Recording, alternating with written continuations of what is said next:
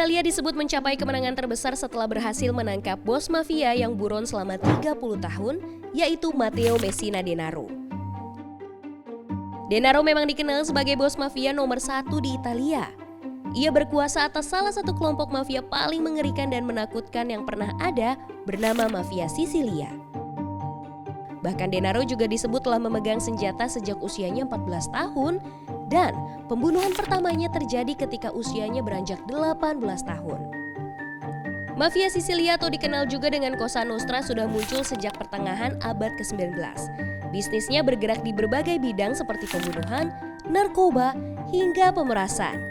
Bahkan, Mafia Sisilia telah mengantongi keuntungan hingga 1,6 kuadriliun rupiah dalam setahun.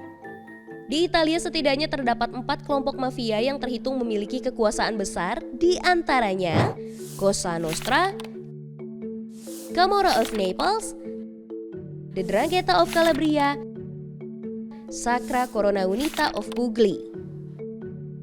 Keempat mafia tersebut menguasai masing-masing wilayah di Italia, yaitu Sisilia, Campania, Calabria, dan Apulia. Lantas, bagaimana kelompok mafia di Italia bisa terus terorganisir dari masa ke masa, dan bagaimana sejarah awal kemunculan sindikat ini? Istilah mafia sendiri berasal dari ungkapan slang antara Sisilia dengan Arab yang berarti bertindak sebagai pelindung melawan arogansi yang berkuasa. Dahulu, kata mafia ini tidak ada sangkut pautnya dengan konotasi kejahatan ataupun kriminal. Penggunaan kata mafia diambil dari kata mafioso. Ini ditunjukkan untuk mereka yang selalu memunculkan kecurigaannya terhadap otoritas pusat. Perkembangan istilah mafia di Pulau Sisilia pun semakin mengalami pergeseran. Awalnya, selama berabad-abad Pulau Sisilia sudah banyak pendatang asing yang memiliki tujuan untuk menguasai pulau cantik tersebut. Beberapa pendatang berasal dari Venesia, Romawi, Arab, Prancis, dan Spanyol. Penduduk asli Pulau Sisilia membentuk sebuah kelompok masyarakat yang dikhususkan untuk melindungi diri serta untuk melakukan perlawanan-perlawanan ketika terjadi konflik di daerah mereka. Semakin lama, kelompok perlawanan ini mulai membentuk sebuah klan atau keluarga sebagai cikal bakal kemunculan sindikat mafia biang kriminal.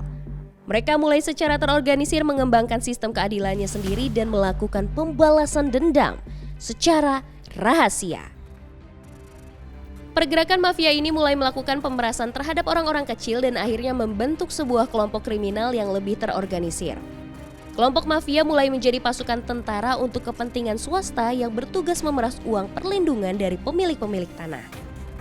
Sindikat mafia yang semakin terorganisir di Italia akhirnya mempengaruhi pembentukan kelompok mafia di negara besar, salah satunya Amerika Serikat di tahun 1920-an. Di tahun yang sama, mafia di Italia mengalami penumpasan brutal di bawah kepemimpinan Perdana Menteri Benito Mussolini. Saat itu Mussolini melihat keberadaan mafia sebagai ancaman terhadap rezim fasisnya. Tak berjalan lancar, justru kelompok mafia di tahun 1950 semakin eksis dan berkembang di Amerika Serikat. Salah satu alasan mengapa upaya penumpasan ini tak berhasil yakni karena anggota mafia memiliki kepercayaan tinggi terhadap nilai kode etik yang disebut dengan omerta. Omerta merupakan kode diam dan kode kehormatan yang mengutamakan keheningan dalam menghadapi interogasi oleh pihak berwenang. Kelompok mafia pun mulai merambah ke serikat pekerja dan semakin masif menjalankan penyuapan, mengintimidasi pejabat publik, pemimpin bisnis, hingga saksi maupun juri. Mereka secara kompak menjalankan bisnis bawah tanah mulai dari lintah darat atau membebani bunga pinjaman yang tinggi, hingga prostitusi dan membangun jaringan yang lebih luas di negara lain seperti Amerika Serikat. Disebut-sebut terdapat 5 klan atau keluarga yang terafiliasi dengan mafia Sisilia atau Cosa Nostra di New York, yaitu Bonanno, Colombo, Genovese, Gambino, dan Lucchese. Terbukti 2 korban Matteo Messina Denaro dari mafia Sisilia adalah seorang jaksa, yaitu Giovanni Falcone dan Paolo Borsellino. Pembunuhan tersebut terjadi pada tahun 1992. Atas kekejamannya tersebut, terdapat tugu peringatan kematian jaksa Falcone yang didirikan di pinggiran kota Palermo. Kekejaman kelompok mafia tak hanya terjadi pada mafia Sisilia, tetapi juga mafia di 'Ndrangheta of Calabria. 'Ndrangheta atau mafia Calabria tercatat tak hanya menjadi mafia terkuat di Italia, tetapi jadi salah satu yang terbesar dan paling kriminal di dunia. Sejak masa Perang Dunia Kedua misalnya, 'Ndrangheta sudah memiliki setidaknya 1 juta anggota yang bermigrasi dari utara hingga luar negeri untuk semakin merebakkan jaringannya.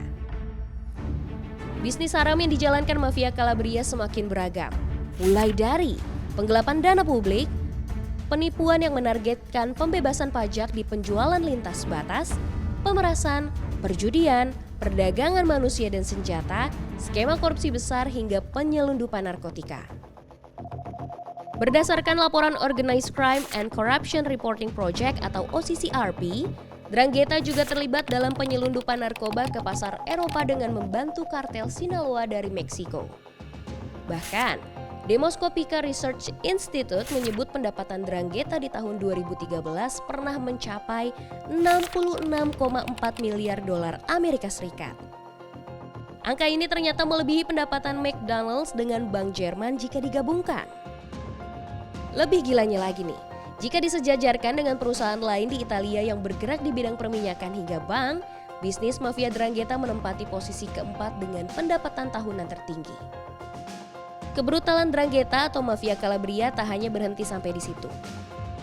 Di awal tahun 1970 hingga 1990-an, diperkirakan lebih dari 200 penculikan terjadi di Italia. Dan yang paling terkenal adalah penculikan John Paul Getty ketiga alias cucu dari Raja Minyak Amerika Serikat John Paul Getty. Menurut laporan Statista Research Department, keempat mafia besar di Italia tersebut mengakibatkan tingkat tindak kriminalitas tinggi yang dilakukan oleh mafia di masing-masing wilayah kekuasaannya. Selain itu, terdapat laporan kasus pembunuhan yang dilakukan oleh mafia Sisilia, mafia Campania, mafia Apulian, dan mafia Calabria selama kurun waktu 2015 hingga 2018. Meskipun pemberantasan kelompok mafia sempat tidak berjalan dengan efektif pada tahun 1980 hingga 1990-an, jaksa penuntut hukum di Amerika Serikat dan Italia berhasil menggunakan undang-undang anti pemerasan untuk menjebloskan mafia papan atas ke dalam penjara. Kode omerta pada kelompok mafia yang dipandang sakral pun semakin dilanggar oleh para anggota pada saat itu. Namun, hal ini tak cukup untuk menggoyahkan sindikat tersebut. Pertanyaannya, sampai kapan kelompok mafia ini akan tetap bertahan?